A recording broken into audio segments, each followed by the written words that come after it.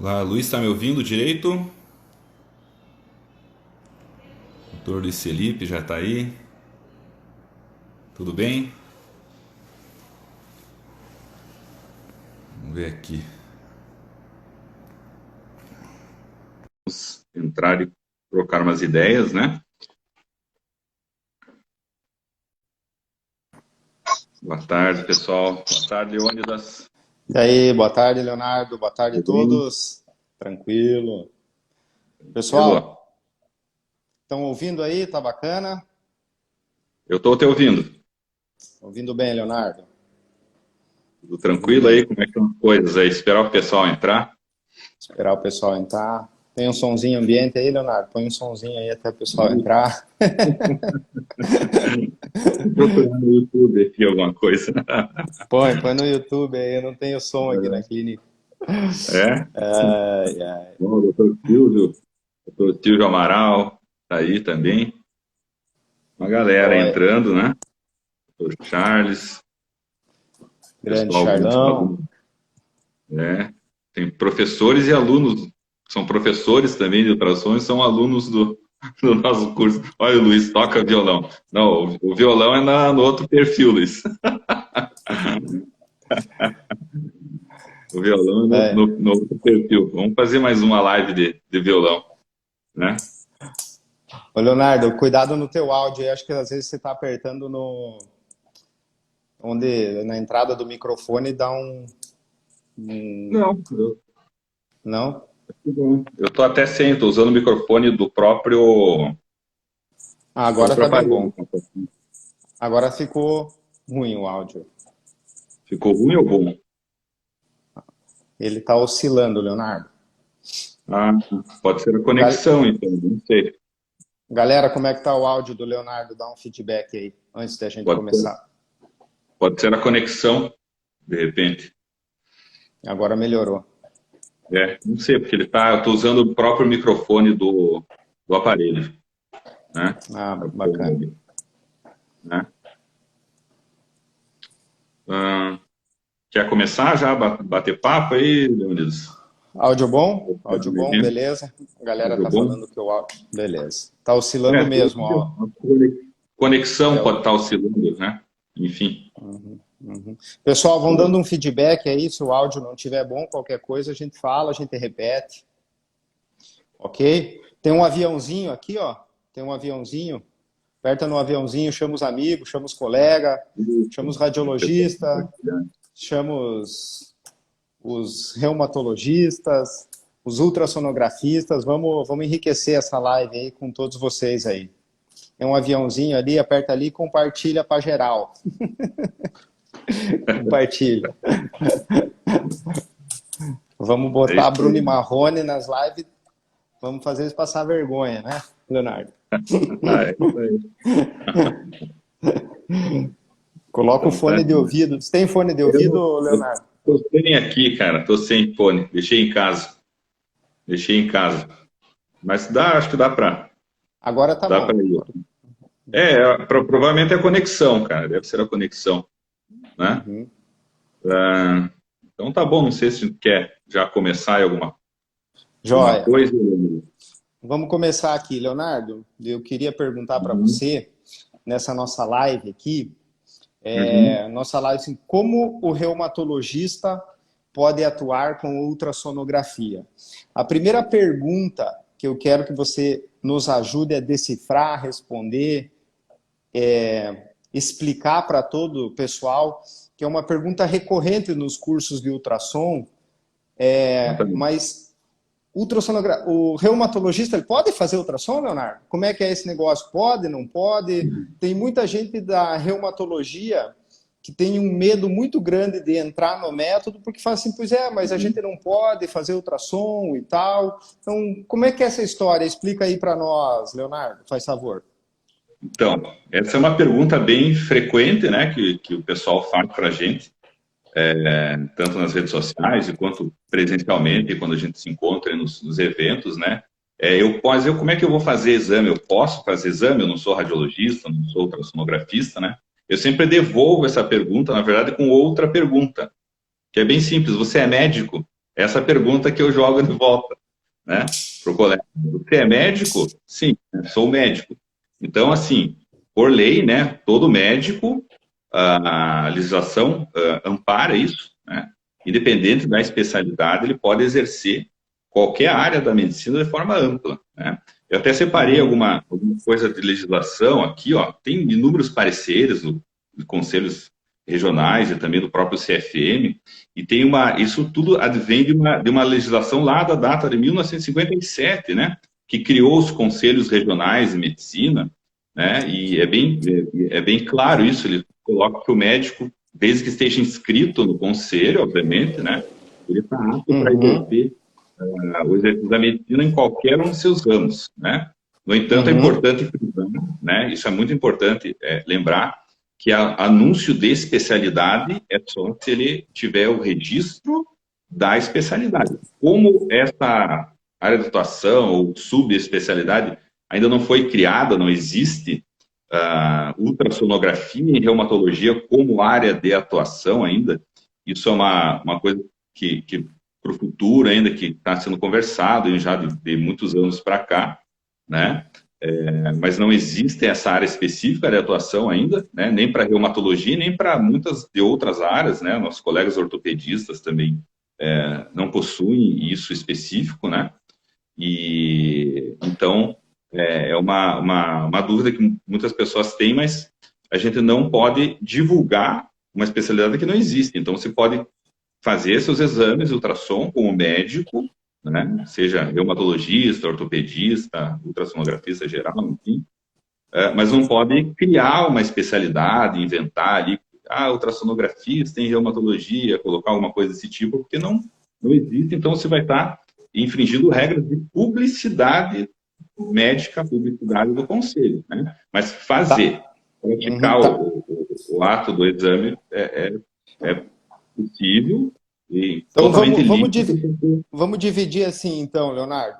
A realização do exame, e aqui o Bruno já emendou uma outra pergunta, a confecção do laudo. Então, o laudo também, a gente pode fazer o laudo, assinar, carimbar. Como é que funciona aí na tua clínica? Como que funciona? Como que você faz com os teus pacientes? Isso é uma pergunta importante que o Bruno já emendou aqui, eu acho importante. Sim, é uma boa pergunta, Bruno. Então, obviamente que além de fazer o exame, você pode também laudar. O laudo é uma prerrogativa do médico, né? Assim como você faz uma receita ou você faz um laudo sobre a doença do seu paciente, né? Você pode fazer o exame e laudar esse exame, né? Lembrando, obviamente, você não vai colocar lá que você é ultrassonografista, né? Se você não é ultrassonografista, obviamente, né? Você, como reumatologista, você lauda como reumatologista, ou como médico, né? Ou como ortopedista, no caso do ortopedista, tá? Então, isso é importante. Pode fazer os exames, né? Tem amparo de legislação, né? E não é uma lei de agora, isso é coisa já da década de 50, depois teve inúmeros pareceres, esse parecer que eu li aqui agora é um parecer de 2010, do próprio Conselho Federal de Medicina, reiterando essa questão de que o médico, qualquer médico pode atuar em qualquer área, né, qualquer especialidade, desde que ele assuma seus atos, né, ele tem que assumir a responsabilidade do que ele está fazendo, né, e tomando cuidado de não divulgar uma especialidade que ele não tenha, né. E a própria especialidade, se você tem que também registrar no conselho, né.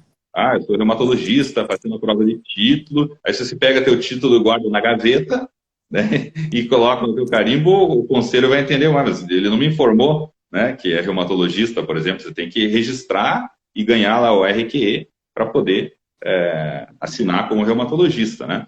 Mas o ultrassom em si, como não existe essa área de atuação, né, você como médico, qualquer médico, com o seu CRM, né, com o seu número registrado no seu conselho, pode atuar de forma ampla em todas as áreas médicas, incluindo a ultrassonografia, né? Tá? Eu acho que não sei se ficou bem claro isso aí para o pessoal, mas é uma dúvida muito frequente, muito recorrente, né? O pessoal vem com essa ideia, com essa pré-concepção, né, de que eu não posso laudar, eu não posso fazer o exame, eu preciso mandar para o radiologista ou para o ultrassonografista, né? Mas pode sim, né, sem problema algum. Né? E, inclusive, a gente defende que deve fazer, inclusive, né, nós como reumatologistas ou um ortopedista que tem vontade de aprender a ultrassonografia, né, e quer fazer isso, deve fazer, inclusive, nada melhor do que a própria pessoa que está atendendo o paciente, que atendeu a parte clínica do paciente, fez a consulta, fez o exame físico. Essa é a melhor pessoa para fazer o exame do seu paciente, né? Que tem todo o histórico ali já na cabeça, tá, com tudo, toda a informação tá ali na cabeça da pessoa, né? Então, é uma dúvida bem frequente, parece uma dúvida até banal, assim, né? Nossa, mas, né? De que forma que é assim? E você tinha perguntado aqui na clínica, né? Então, aqui eu tenho até a gente vai abordar especificamente isso também, na conversa, né? Eu laudo os exames dos pacientes, mas eu laudo como reumatologista, né? Como médico, né? Carimbo, tudo, né? Normal como reumatologista, né? Tem que tomar esses cuidados para não colocar nada que não exista ali para não ficar sujeito a uma infração das regras de publicidade médica do Conselho, né? Joia. Então, pessoal, ficou claro que nós, reumatologistas, não podemos assinar um laudo dizendo que somos ultrassonografistas. Isso a gente não pode fazer. Mas a gente, como médico, a gente tem essa prerrogativa, né? Então, se você tem o registro de qualificação do especialista, que a gente chama de RQE, a pessoa tem o RQE, você coloca reumatologista, o seu RQE, e você pode confeccionar um laudo de ultrassom e fazer. Claro que é uma grande responsabilidade fazer isso, e como qualquer outro profissional, você vai estar, no momento que você faz um laudo e carimba, você vai estar exposto à legislação vigente, né? Então, procurar fazer da melhor maneira possível. A gente diz isso porque a ultrassonografia, dentro da reumatologia, ela vem entrando em diversos estágios, né? Ela entra no estágio de diagnóstico, ela entra no estágio de acompanhamento, né? E também entra num terceiro estágio, às vezes, de um procedimento guiado, né? Então, para fazer o diagnóstico é importante, para acompanhar o paciente é importante e também, eventualmente, para um procedimento. Então, a ultrassonografia tem ganhado muito corpo. E eu entendo a reumatologia, o ultrassom na reumatologia, como aconteceu com a cardiologia, né? Quem faz ecocardiograma, ultrassom do coração, o ecocardiograma, são os cardiologistas, eles estão muito aptos a isso. O cirurgião vascular, da mesma forma, né? Ele está apto a fazer o Doppler arterial, Doppler venoso, porém, esse cirurgião vascular ou cardiologista, eles têm uma subespecialidade, né? Que nós, na reumatologia, ainda não temos, né? Nosso sonho é buscar atrás de um RQE disso e tal, mas a gente na reumatologia não tem. Dentro das sociedades de ultrassom, existe a Sociedade Brasileira de Ultrassonografia, né? E a Sociedade Brasileira de Ultrassonografia, pouco tempo atrás, no final do ano passado, né? Ela fez uma prova não de área de atuação, não. Ela fez uma prova de habilitação para verificar conhecimentos em conteúdo músculo-esquelético, né? Conteúdo músculo-esquelético. Então, assim, a gente tem um respaldo também, a gente recomenda que quem faz, que não seja radiologista, como nós, reumatologistas, que entrem nessas sociedades, nessa Sociedade Brasileira de Ultrassom, que se submetam às provas de habilitação e de teste de conhecimento para a gente ver a especialidade em si crescer. Joia? Eu acho que ficou claro. Alguma pergunta aí, pessoal? Se tiverem aí, vão escrevendo. Na medida do possível, a gente vai lendo. Leonardo, a gente sabe que o custo do equipamento, ele é um custo alto, né? Nós, reumatologistas, somos basicamente clínicos, né? O custo do equipamento é alto. Vale a pena comprar? Melhor trabalhar para um terceiro, ganhar uma porcentagem? tentar se associar numa clínica e tal. Qual que é a sua experiência, Leonardo? O que você conta para nós isso aí?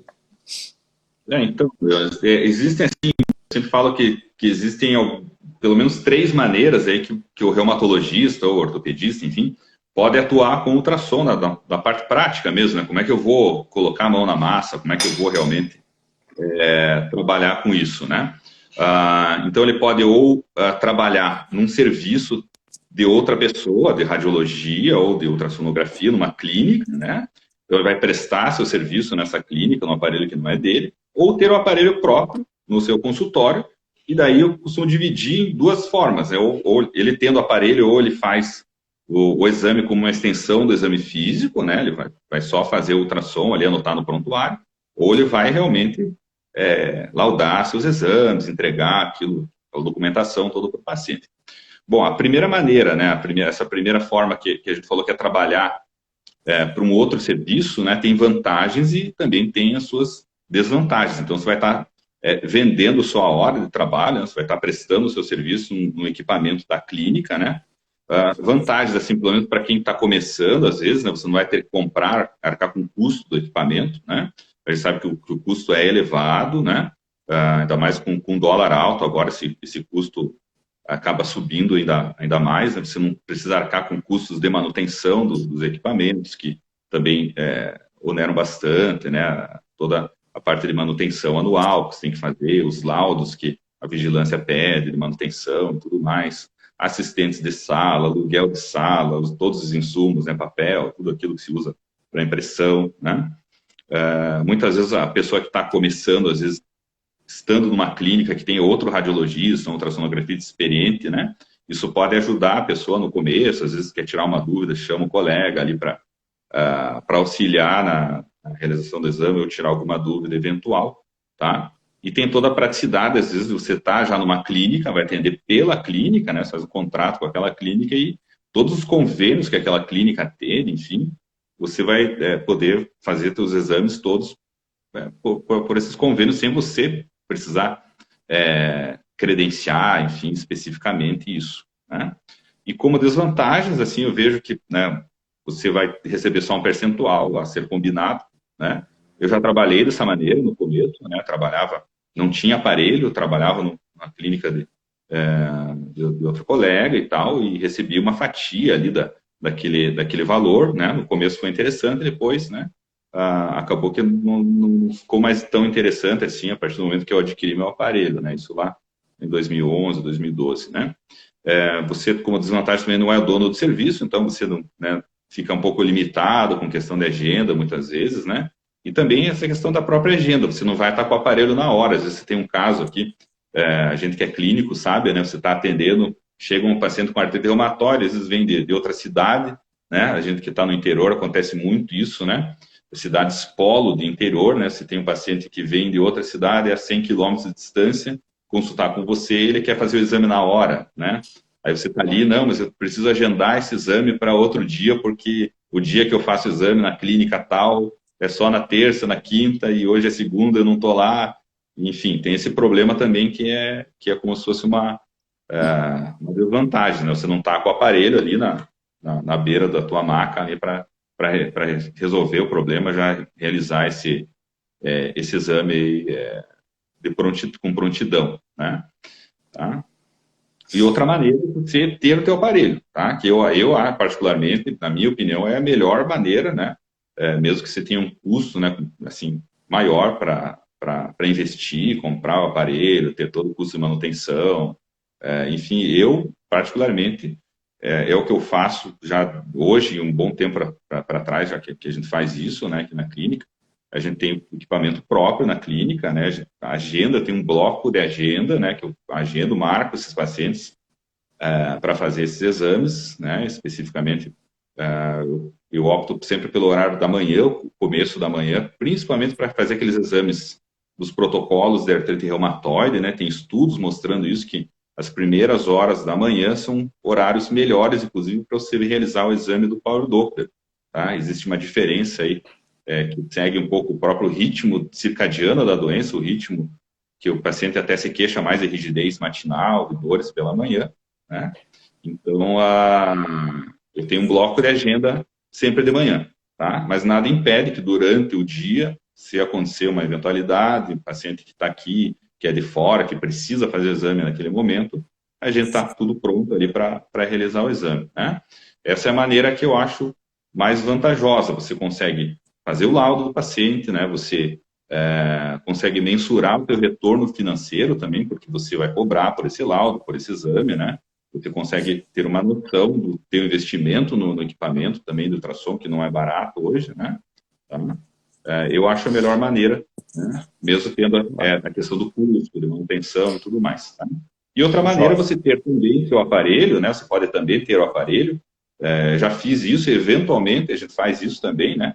E fazer como uma extensão do exame físico, né? Principalmente um paciente que já fez o exame mês passado, você quer fazer uma revisão do exame.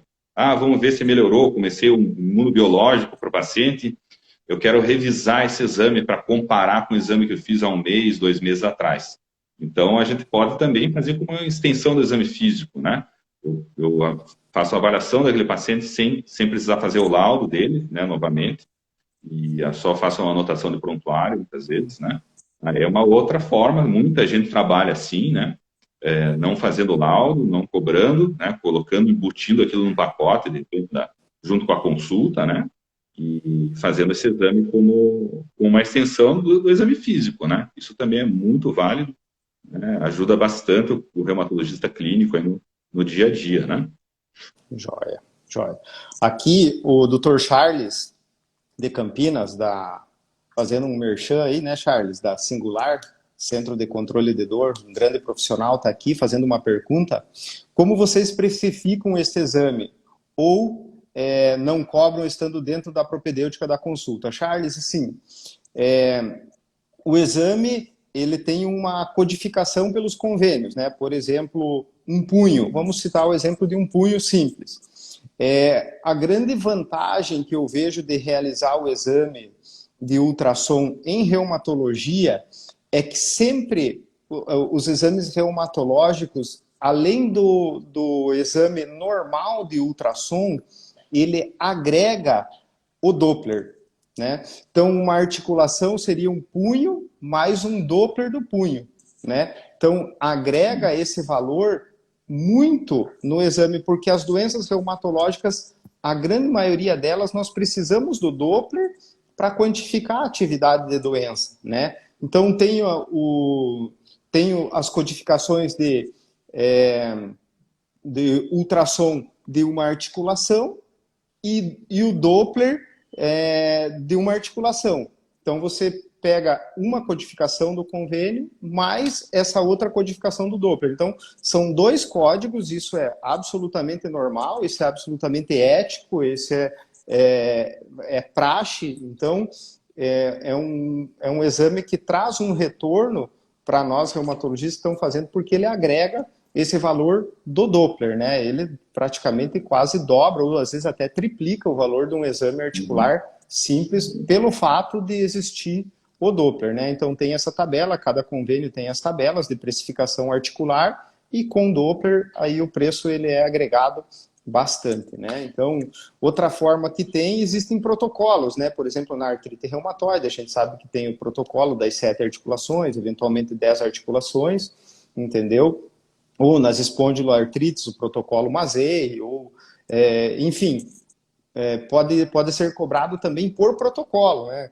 Vamos fazer, por exemplo, o protocolo da artrite reumatoide de 10 articulações. Aí são 2 punhos e 2 mãos, né? São 10 articulações.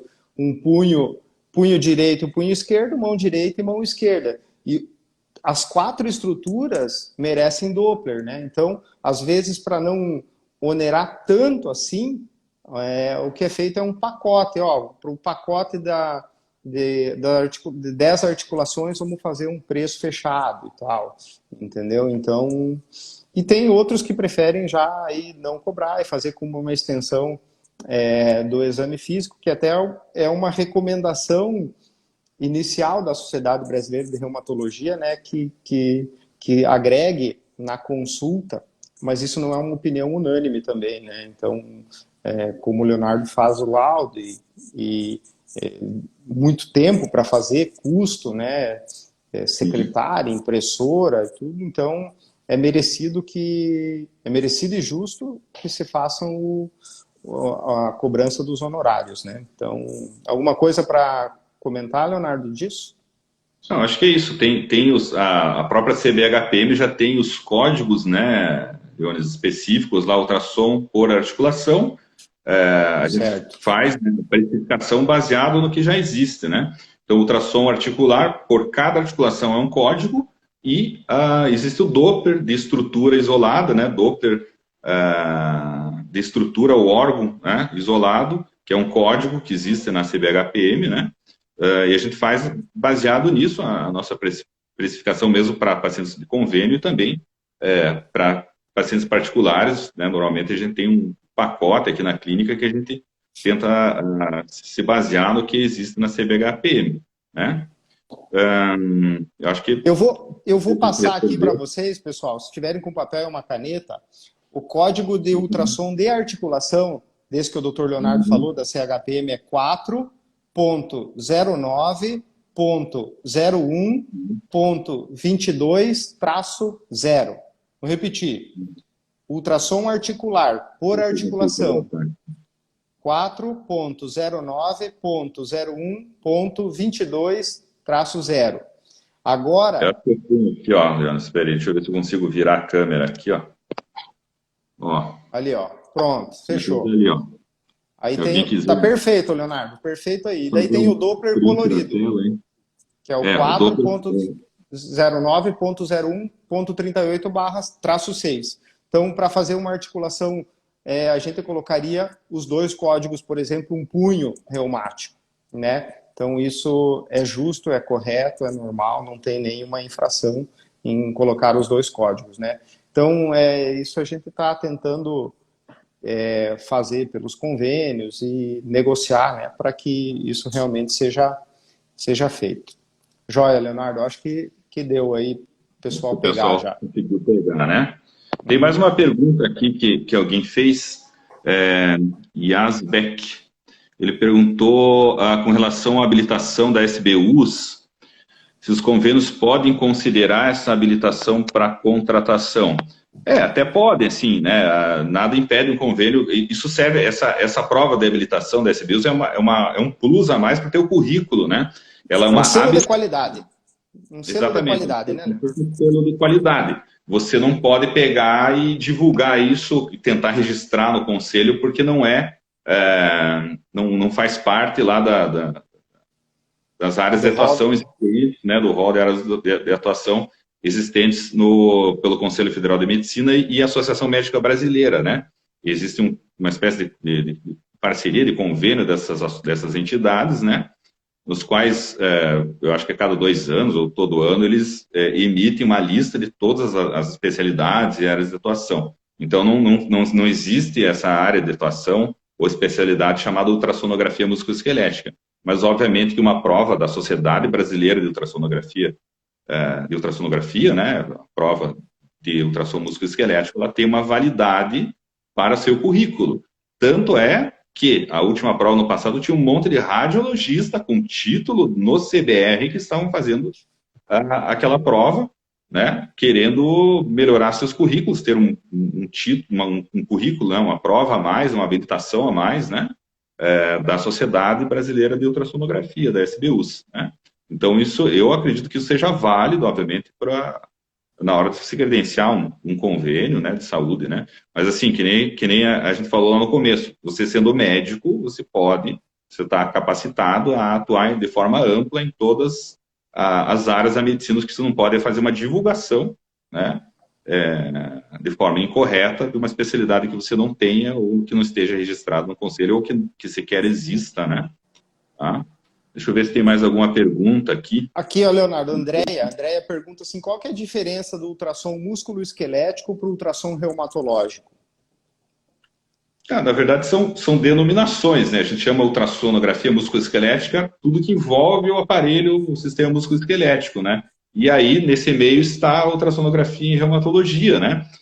São só denominações criadas, né? Mas ambos são ultrassom, são formas de fazer ultrassom tá? Do aparelho musculoesquelético. E a reumatologia, inclusive, existem outras abordagens que não envolvem exatamente o sistema musculoesquelético, né? Que são doenças reumatológicas que a gente pode lançar mão do ultrassom em outras áreas que não são articulações, por exemplo, a síndrome de Sjögren, né? Ou Sjögren, né? Os puristas aí falar a pronúncia correta, né? O Sjögren é uma doença que causa boca seca, olho seco, né? E faz uma inflamação nas glândulas exócrinas do corpo, principalmente nas glândulas salivares e glândulas lacrimais. Então, na ultrassonografia, a gente pode utilizar a ultrassom para fazer a avaliação das glândulas, né, das parótidas e das submandibulares. Tá? Tem vários protocolos, inclusive, né, que falam sobre isso, né? A gente comenta isso um pouco no nosso curso lá também, mostrando, né, a ultrassonografia das parótidas e das submandibulares, tá?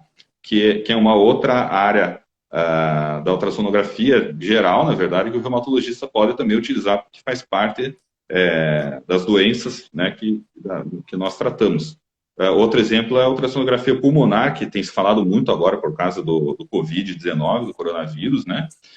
Existem protocolos também não iguais, semelhantes, né, da reumatologia para ultrassom pulmonar nos pacientes com esclerose sistêmica, com esclerodermia, que faz muita alteração pulmonar também, né, fibrose, e também vidro fosco na tomografia. A gente consegue também ver alterações até semelhantes às alterações do Covid, né, aquelas linhas B, que são patológicas, né, confluência de linhas B. Isso pode ser visto também pela ultrassonografia, né, lógico, não substitui a tomo, né, mas é um exame que pode servir como uma triagem, por exemplo, um acompanhamento do paciente, né? Você não vai ficar fazendo tomografia toda a consulta daquele paciente, você pode usar ultrassom para fazer um segmento seriado desse paciente também, e não é articulação, né? Então, por isso que a gente usa esse termo, ultrassom reumatológico, que são só articulações, né? Lógico, 99% você vai usar nas articulações, tendões, entes, bursas, enfim.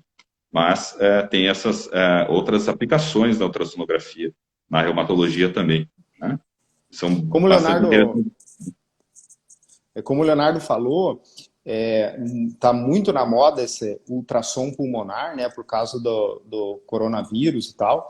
A gente precisa dar o crédito para as esclerodermias, né? Isso vem sendo estudado, os pulmões esclerodérmicos ao ultrassom há muito tempo, né? Há muito tempo vem sido estudados os pulmões esclerodérmicos pelo ultrassom. E esses trabalhos, essas derivações que estão acontecendo para o Covid, tem muito reflexo desses estudos em pulmões esclerodérmicos, né? Então, a gente vê que existem o ultrassom reumatológico que a gente chama de extraarticular, né? Na síndrome de Sjögren, para as glândulas salivares, sublinguais, mandibulares, né?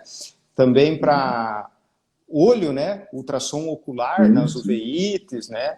Unha na artrite psoriásica, exatamente. Ultrassom de artéria temporal, né? Para as arterites, que é um tipo de vasculite, arterite temporal. Então, assim, o ultrassom é muito amplo dentro da reumatologia, né? E se quiser, por exemplo, aprofundar, ou até mesmo numa forma de devaneio, você pode ver um derrame pericárdico com uma sonda correta num paciente com lúpus, né? Então, assim, o ultrassom realmente é uma ferramenta para nós que é muito importante, muito importante. Então, existe essa diferençazinha, como o Leonardo já citou, do músculo esquelético pro reumatológico. Numa forma, assim, um pouco, vamos colocar, grosseira, vamos colocar assim, talvez o músculo esquelético ele esteja mais para a ortopedia. A gente faz demais, como reumatologistas, faz demais o ultrassom ortopédico, né? Porque a gente entende da articulação, faz esse exame. E o ultrassom reumatológico tem mais filigranas, mais definições, ele começa a abrir nesse espaço extraarticular, então realmente é um nicho muito vasto e que agora está começando a ser explorado cada vez mais e é um caminho, no meu entendimento, sem volta para a reumatologia, né? Fundamental, importante demais o ultrassom nos dias de hoje. Exatamente. Alguma coisa né? a mais, Leonardo? Perguntas? Eu estava dando uma olhada agora. Não, é só importante também que eu queria acrescentar que é importante o reumatologista que faz ultrassom também, né? De estruturas musculoesqueléticas, também tenha conhecimento na área de ultrassonografia musculoesquelética no geral, né? Nas patologias ortopédicas, né? Eu vi que o nosso professor Monres, o grande mestre Monres, está aí na live também. Grande Abraço, Monres. Monres. Olha, não sei se Saudações, ele ainda está Monres. ali. Monres, Entrou. Charles, professor Luiz Felipe, tá? Vários professores Parabéns. aí assistindo, né? Obrigado. Bacana, Olha, né? Jó, todos, Então é todos aí que muito. a gente tem, todos com curso, né? O Dr. Charles tem curso, o Dr. Luiz tem curso, o Dr. Monres tem curso, são todos cursos que, voltados para o ultrassom, e aí a gente recomenda fortemente o curso, que são pessoas fantásticas mesmo. Vamos lá, Leonardo. Uhum. Ó, o Chega de Montes está ali. merchan. Vamos voltar. Então, é importante, né, que o reumatologista que faz ultrassom também tenha noção, né, das patologias ortopédicas, né, incluindo um pouco de noção de traumas, enfim, porque volta e meia você pode pegar um caso desses, né, é muito comum a gente pegar ruptura tendíneas, né, pacientes que tiveram traumas pregressos, às vezes podem ter alguma lesão tendínea, enfim, múltiplas lesões, é fundamental que também nós saibamos identificar essas lesões para estar encaminhando isso para o ortopedista, né, para dar sequência no tratamento, né. Isso é outra dúvida que muitos reumatologistas daí, especificamente, me perguntam, né, nos perguntam, mas eu preciso saber tudo, eu não quero saber ombro nem quadril, eu quero fazer só mão reumatoide e tal, tem um pouco essas crenças, né? Eu sou favorável que isso seja aprendido de forma ampla, né? Tanto é que a gente fez muitos cursos aí com esses professores, né? Com o Morres, né? O Felipe, Túlio, enfim, Ronaldo, Everaldo, são professores que dão aula de músculo esquelético em geral, então é importante o reumatologista também ter esse tipo de treinamento, tá? Para não passar apuro, né, na hora que chega um paciente, né, que o paciente não chega assim, eu sou um paciente reumatológico. O paciente é um paciente, né? É um ser humano que está ali, ele pode ter inúmeras patologias, inúmeras situações, né? Então, você tem que também estar habilitado ali, né, ter boas noções de ultrassonografia musculoesquelética como um todo, né? Eu sou favorável a isso, né? Que o reumatologista tenha esse tipo de conhecimento também, não só ficar restrito nas doenças reumáticas, mas também tenha uma boa noção, né? Desses conhecimentos gerais de ultrassonografia musculoesquelética, incluindo as doenças ortopédicas, né? Concordo, Leonardo, 100% com o que você falou. O reumatologista ele precisa ter uma noção articular muito boa. Então, o ultrassom músculo-esquelético ele é o primeiro passo para daí aprofundarmos na ultrassom reumatológico. Então, é uma base, precisa uma base, uma estrutura, e essa base para o ultrassom reumatológico é o ultrassom musculoesquelético, sem dúvida. E aqui, como a gente já falou, temos vários professores aqui. O Bruno pede aqui, vocês acham que nas residências médicas de reumato deveriam exigir prática, assim como na Europa já é prática de ultrassom? Veja só, Bruno, tecnicamente sim, né? É o que a gente gostaria que exigissem e tivesse habilidades antes de concluir a residência e que também caísse na nossa prova de título, habilidade com ultrassom, né, para o médico reumatologista. Mas a gente sabe que várias escolas formadoras de reumatologistas já têm aparelhos de ultrassom dentro do próprio ambulatório, né? Isso é uma realidade. Então, muitas ainda não têm, mas existe uma tendência de ter. A gente adoraria que fosse assim, né? Que todos os colegas fizessem ultrassom, mas essa é a tendência. Quem não tem, dentro de pouco tempo, vai se obrigar a ter. Mas, por exemplo, o Leonardo... acho que na escola que o Leonardo fez já tinha ultrassom, né? Na escola Não, onde eu... depois. Depois, Depois onde eu... ele... Isso, onde eu fiz também, eu comprei o equipamento durante a residência, né? Eu levava para o ambulatório, né? E depois que eu saí, já foi implementado o ambulatório de ultrassom, até o hospital comprou para reumatologia, então eu sei que o pessoal está fazendo lá. Mas isso há 8 anos atrás, né? Então, acho que nos dias de hoje, as residências que não têm ultrassom vão ficando um pouquinho para trás e deixando a desejar. Mas tem muitas no Brasil, acho que talvez até a maioria já tem equipamento de ultrassom. Isso reflete nos congressos, né? A gente consegue ver que há 3, 4 anos você não via estande de equipamento de ultrassom nos congressos da reumatologia, não tinha, né? E agora é difícil você ir para um evento da reumatologia que não tenha lá, pelo menos num cantinho, um aparelho de ultrassom, alguém demonstrando alguma coisa, quer dizer que realmente está entrando a ultrassonografia com vontade. Mais alguma coisa, Leonardo? Não, acho que é isso, né? Tem vários serviços já com equipamentos. No meu serviço, que é o Hospital Evangélico de Curitiba, alguns anos depois, não muito tempo depois que eu saí, uns 3 anos depois, eles também implementaram o equipamento de ultrassom lá. Isso, obviamente, facilita muito a vida do residente, né? Que quer aprender, nem todos querem também. Não tem nada errado, tem gente que vai para outra área, não, eu quero fazer mais imunologia, quero ir para outra área, centro de infusão, enfim, tem várias sub-áreas, entre aspas, aí na reumatologia, que a pessoa acaba seguindo uma tendência maior, mas para quem gosta do método, né, lógico que é uma mão na roda ter lá, já na sua residência, né, o horário, o ambiente ali propício para o aprendizado, né, que você tem tempo para aprender, tem tempo para estudar e tudo, tá com o paciente na tua frente, no hospital escola, sem dúvida é o que seria o ideal, uma situação ideal, né.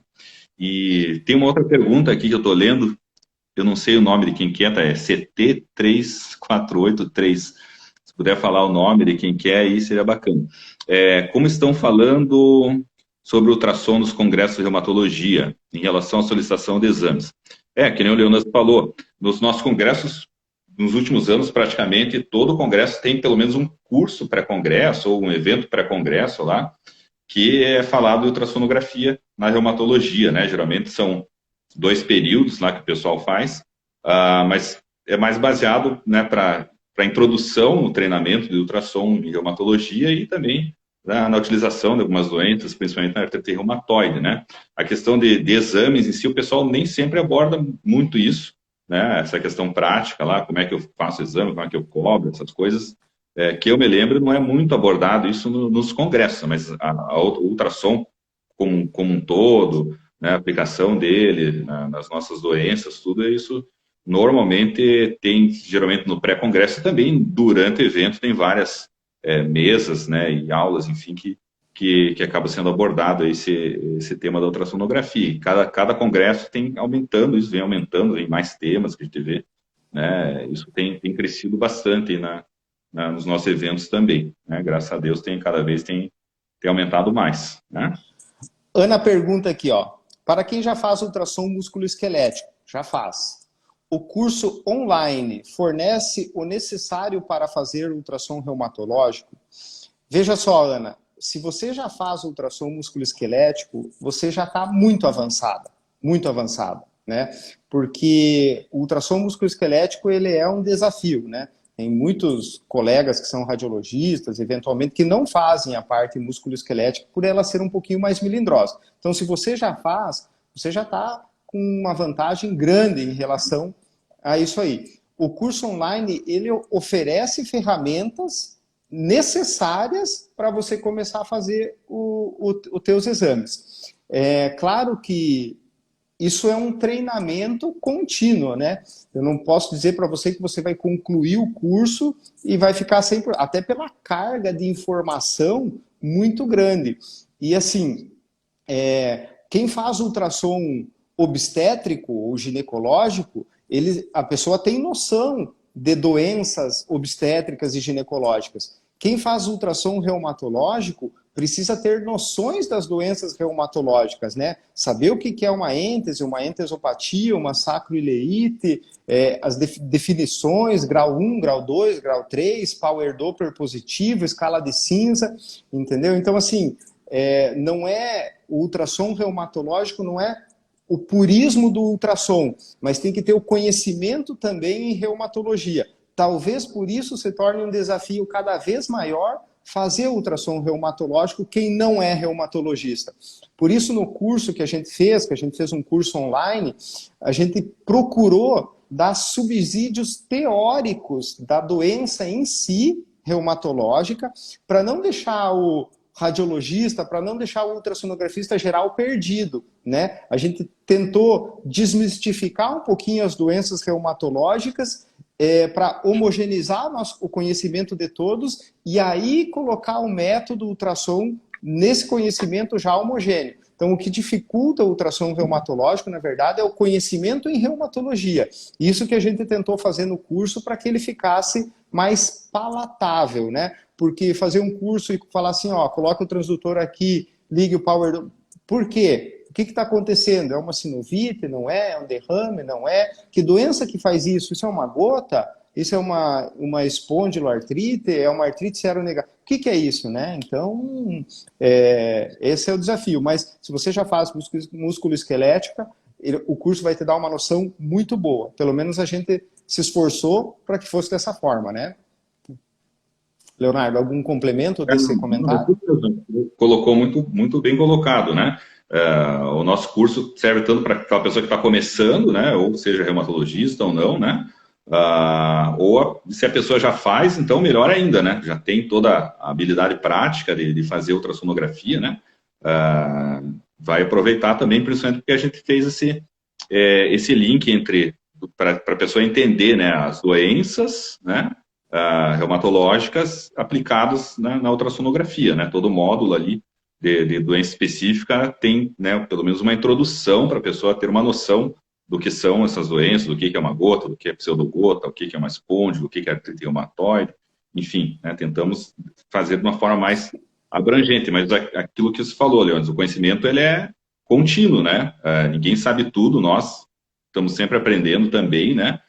Tem coisas novas que vêm sempre surgindo também, então o aprendizado é sempre constante, né? Nunca a gente está pronto, assim, eu estou pronto, estou ótimo aqui, eu vou, né, vou dominar toda a área da ultrassonografia musculoesquelética e tal. Então, esse conhecimento é uma coisa que sempre você vai lapidando, é uma coisa contínua que vai acontecendo na nossa vida, né? Isso não só para ultrassom, não só na reumatologia, mas para a vida inteira em geral, né? Eu acho que é uma aprendizado constante, né? Alguém perguntou aqui também, com relação à elastografia, eu não sei se você quer comentar alguma coisa, que você tem uma experiência um pouco maior, né, por você ter o software de elastografia no teu equipamento, né? No meu entendimento, ainda é uma coisa que está começando ainda, né, a elastografia, muitos equipamentos não têm o software. Qual que é a pergunta, Leonardo? Qual que é a pergunta? A pergunta aqui é do João Paulo Bezerra Leite, né, o João Paulo. Um abraço, João Paulo. Vocês têm utilizado a elastografia em suas práticas clínicas e quais seriam os benefícios? Essa é a pergunta do Oi, João Paulo. João Paulo, um abraço para você, meu amigo. Veja só, João, não uso na prática rotineira. Não uso na prática rotineira. O que a gente sabe da elasto, muito para tendão de Aquiles, né? Tem usado para ver se é viável cirurgicamente ou não é e tal. Mas para dizer que se é uma rotina do dia a dia, não é uma rotina. Tem espaço, a gente precisa melhorar muito no método, os aparelhos precisam melhorar muito, o meu aparelho faz elastografia, mas a gente precisa homogeneizar os aparelhos, porque tem formas diferentes de fazer elastografia, né? Mas a grande utilidade até o momento da elastografia é em tendão de Aquiles, para ver se precisa reoperar, se é um tendão ainda viável para operar, esse tipo de coisa, né? Para quem não sabe o que é elastografia, é um software que tem dentro do aparelho de ultrassom, dos aparelhos mais modernos de ultrassom, né? É um software que ele mede a dureza do tecido, se ele é mais duro ou mais mole o tecido. E tem uma escala, né? É como se fosse um power doppler. Tem uma escala de dureza, o tecido mais duro e o tecido mais mole, né? Se é um tecido às vezes mais mole, é mais friável, talvez não tenha um benefício em mexer nesse tecido. Então, isso que a elastografia aponta para a gente. Então, mas não é uma rotina, não. Até porque tem duas formas de fazer elastografia, né? E não está muito estabelecido ainda qual que a gente deve usar. Então, isso aí. Também, para a rotina diária, né? não é muito usado mesmo, né? A gente tem muitos estudos aí saindo de elástico. Na reumato tem estudo de elástico na esclerodermia para ver pele, né? Para pele do paciente com esclerodermia, né? Com esclerose sistêmica, né? Tem uma dureza aumentada ali naquela pele, isso pode ser usado até para acompanhamento. Tem estudos mostrando aí também, além de avaliação tendina, né? Também a avaliação de partes moles, de musculatura, né? De dor miofascial, de trigger points, né? Assim como tem aquele sistema que o Monges faz junto com o diapasão, né, que você usa o artefato do Power Doppler, né, a elastografia também pode, da mesma maneira, mostrar uma diferença, né, da captação sonora do tecido que está mais enrijecido, né, no caso, uma banda muscular contraída, né, mas tudo são estudos, na prática mesmo, a gente não tem usado isso com escala, no caso, né, na rotina clínica em geral. Né. Olha, aqui tem uma pergunta do Bruno. Tenho muita dificuldade de visualizar a agulha na infiltração das sacroiliacas. Tem alguma dica para facilitar? Vale a pena comprar agulha com ponta diferenciada? Desculpe tantas perguntas. Bruno, pode fazer pergunta, a gente está aqui para isso aí. Então, veja só, sacroiliaca é uma região mais profunda, né? Eu aprendi muito de sacroiliaca com o Charles, com o Monges também, e é treino, né? É treino, posicionamento do transdutor. Às vezes, Bruno, desligar software de melhoramento de imagem do ultrassom. Às vezes, os software de melhoramento, eles melhoram tanto a imagem que a agulha desaparece, some. Entendeu? Então, às vezes, você desligar algum software que o teu aparelho tem, isso é uma particularidade de cada aparelho. Eu mesmo tenho um software que eu desligo ele para piorar a imagem, eu sei onde que é o ponto que eu quero chegar, eu pioro a imagem e eu consigo ver a agulha com mais destreza. Sacroiliaca, geralmente, é uma articulação um pouco mais profunda, né? Depende da nádega do paciente, e todas as articulações mais profundas, um pouco mais difícil de acessar. Mas o que eu faço aqui é muito treino, né? Desligar software de melhoramento de imagem, a imagem vai ficar granulada, vai ficar mais feia, mas a agulha brilha melhor e nos dá um pouquinho mais de segurança na hora de introduzir a agulha. Vale a pena comprar agulha com ponta diferenciada? Aí você precisa me responder. Se teu paciente está disposto a pagar mais pelo procedimento, vale a pena. Mas a maioria das vezes o paciente não está disposto a pagar mais. Lembrando que uma agulha dessa aí, geralmente é uns 70, 80 reais cada agulha, né? Ele tá, para quem não sabe, ele está falando de uma agulha que existem, na ponta da agulha, ela é chanfrada.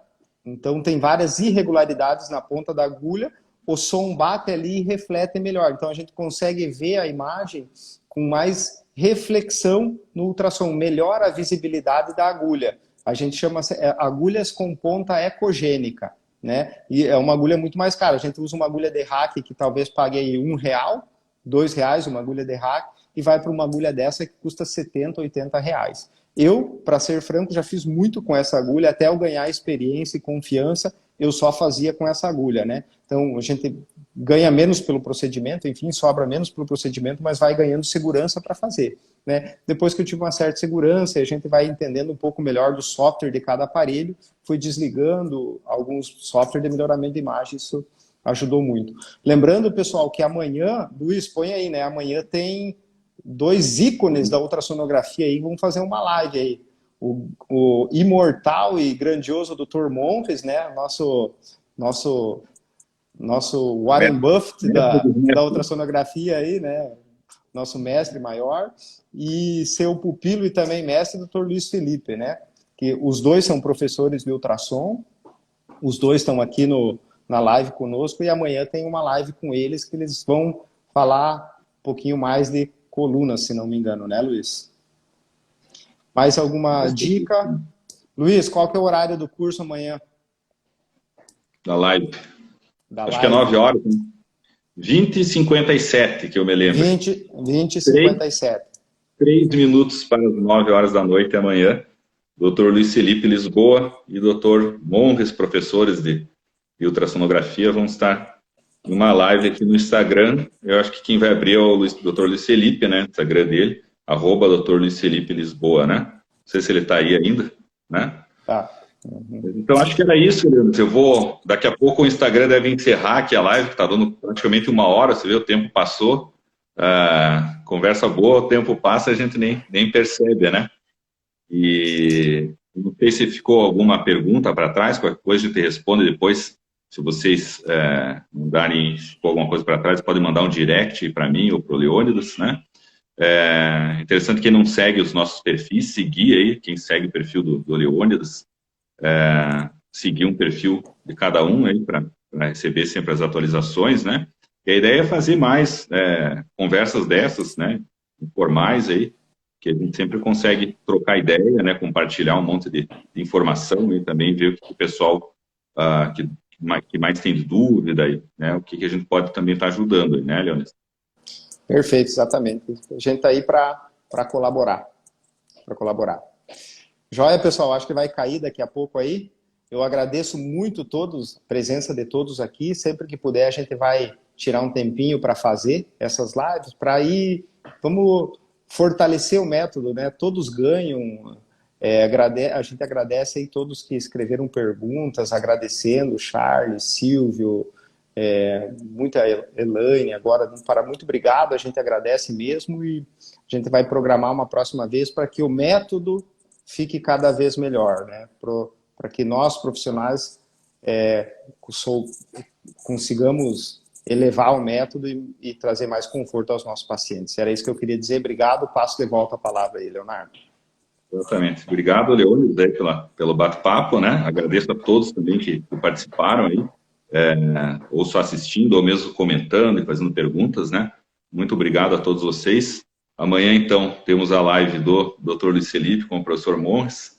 Esperamos todos lá. Vamos se encontrar nessa live aí, com um copinho de vinho, de um horário mais tranquilo, uma tampinha de vinho ali, às 21 horas, né? Um sonzinho. Vamos aproveitar e curtir essa live desses dois ícones aí também. Beleza? Um grande abraço, pessoal.